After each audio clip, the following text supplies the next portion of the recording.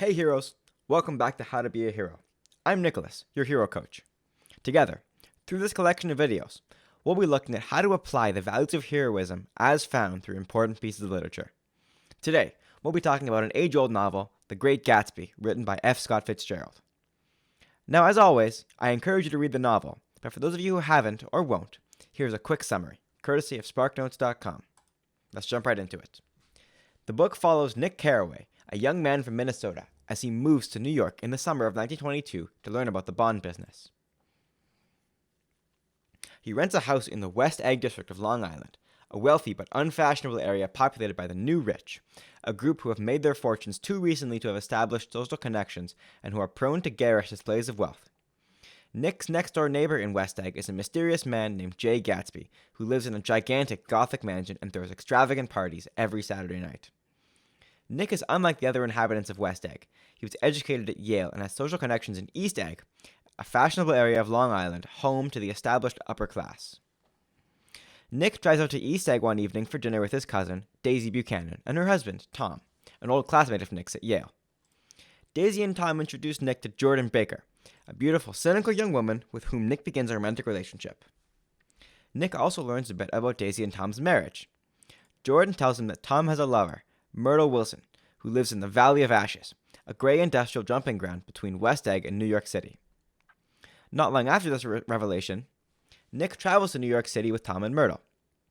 At a vulgar, gaudy party in the apartment that Tom keeps for the affair, Myrtle begins to taunt Tom about Daisy, and Tom responds by breaking her nose.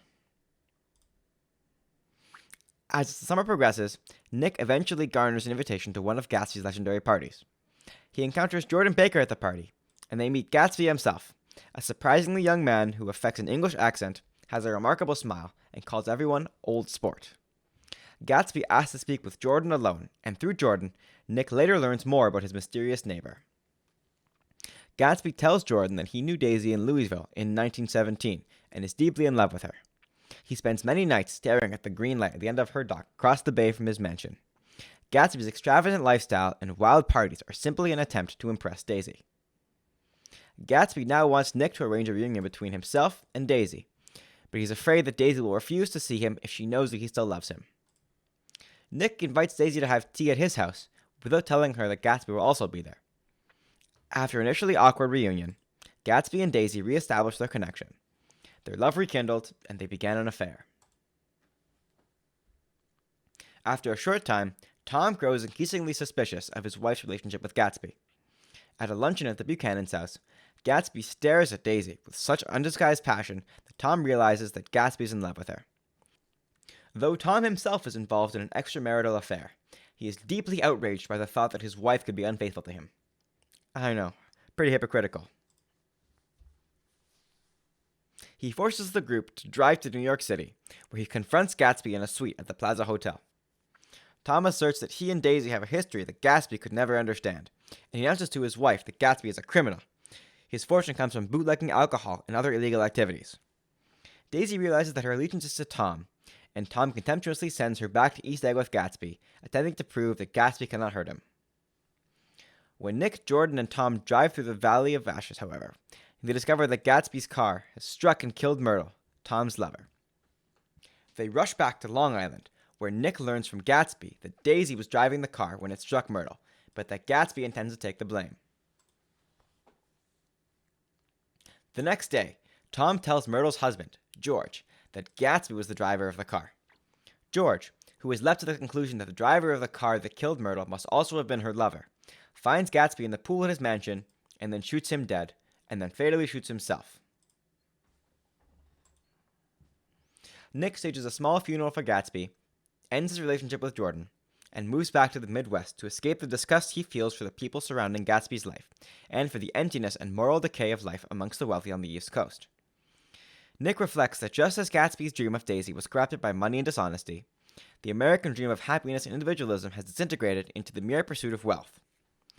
Though Gatsby's power to transform his dreams into reality is what made him great, Nick reflects that the era of dreaming, both in Gatsby's dream and the American dream, is over. Whew, take a breather there, boys. That was quite the novel. I highly suggest you go and read it, as the summary doesn't nearly do it justice. But now that you know this much, let's talk a little bit about the heroism. There's an age-old question amongst English students when they started The Great Gatsby, and that question is, was Gatsby a hero? Was he actually great? You know what I say? Ask 10 different people and you'll get 10 different answers. But today, I'd like to argue that no, he is not that great.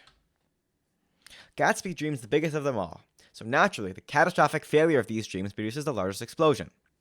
Gatsby not only seeks to rise above his family's poor status, but when he does rise above it, it isn't enough for him. He always wants more, and is never satisfied. Even with immeasurable wealth, he wants more. And even when he was reunited with Daisy, and they have rekindled their romance, Gatsby still wants more. Many people are quick to say that Gatsby is the personification of hope, but I think that Mr. Gatsby truly embodies greed.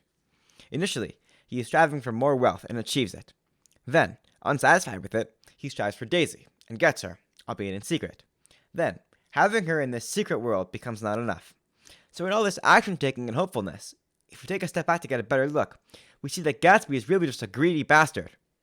So in short, no, I don't think Gatsby was a hero.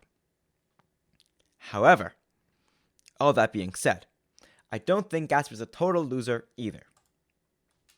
Gatsby's drive and hunger for more is respectable, and when you think about it, it's honestly pretty heroic.